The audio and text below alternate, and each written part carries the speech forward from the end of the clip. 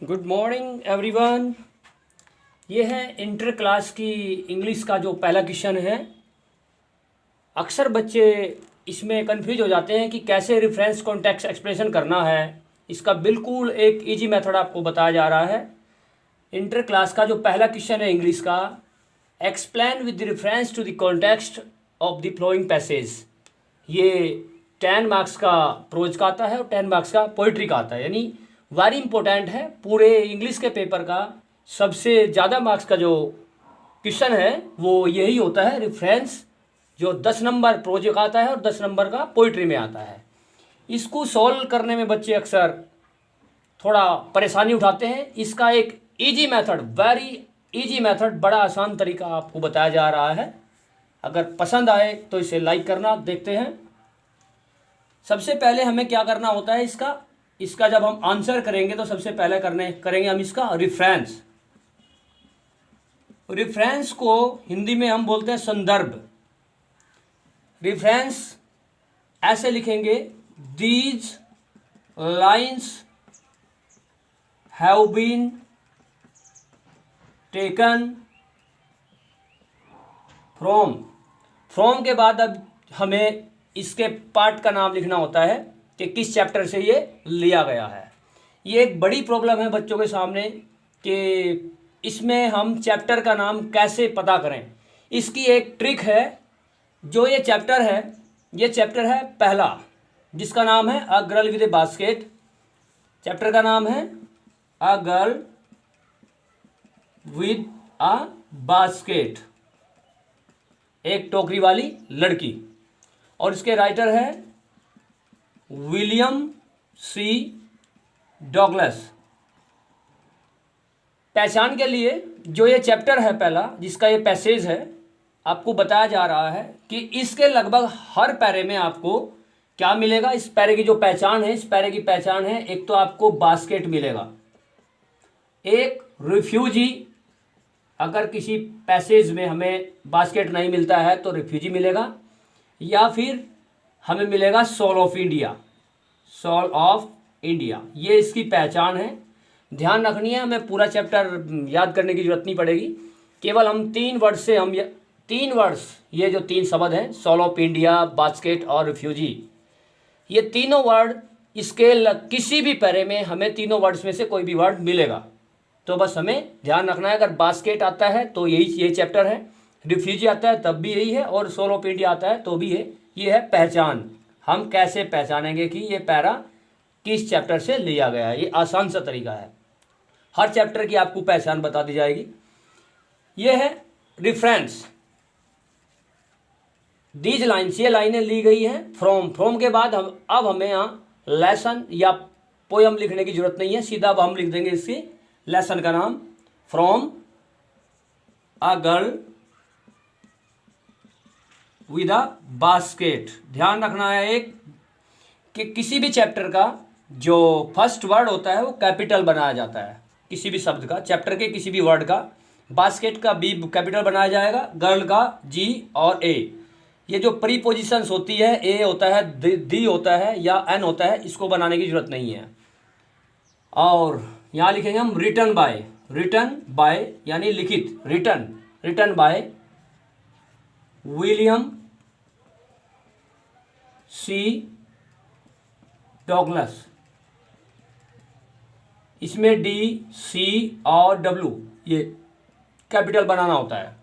ये हमने बोर्ड में क्या करना है, बोर्ड एग्जाम में रेफरेंस की हेडिंग डालनी है, these lines have been taken from a girl with a basket written by William C Douglas. इसकी हिंदी हो गई कि ये लाइनें ली गई हैं एक गर्ल विद ए बास्केट से, और जिसके लेखक हैं, यानी जो लिखित है, किसके द्वारा लिखित है, विलियम सी डॉगलस के द्वारा लिखित है। अब हमने क्या करना है एग्जाम में, एक लाइन यहाँ पे छोड़नी है और दूसरी हेडिंग डालनी है कॉन्टेक्स्ट की स्पेलिंग दी हुई है।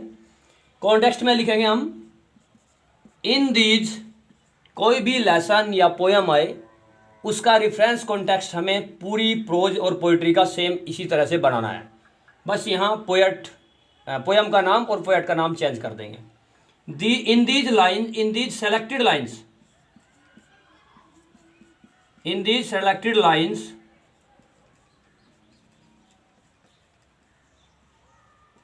द फेमस राइटर, अगर कविता का पैरा है, पोयम से लिया गया, तो हम यहाँ पर बस पोयम कर देंगे, बाकी कुछ चेंज नहीं, ये पोएट चेंज कर देंगे।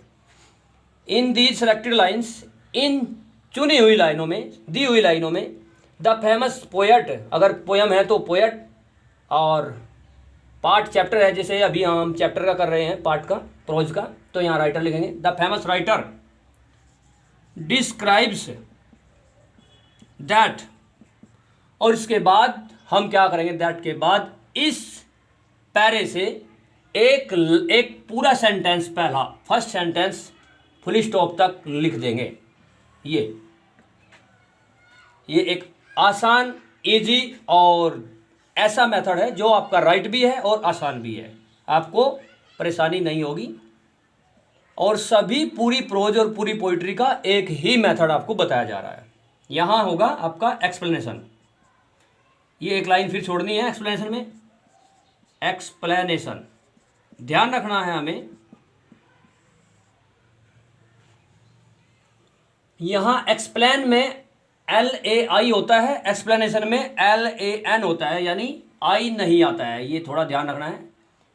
रिफरेंस और कॉन्टेक्स्ट की स्पेलिंग हम यहाँ से देख सकते हैं, लेकिन एक्सप्लेनेशन में ध्यान रखना है, एक्सप्लेन में आई आता है LAI, और एक्सप्लेनेशन में LAN आता है, आई नहीं आता है। यहाँ पर एक्सप्लेनेशन में लिखना है इन दीज लाइन्स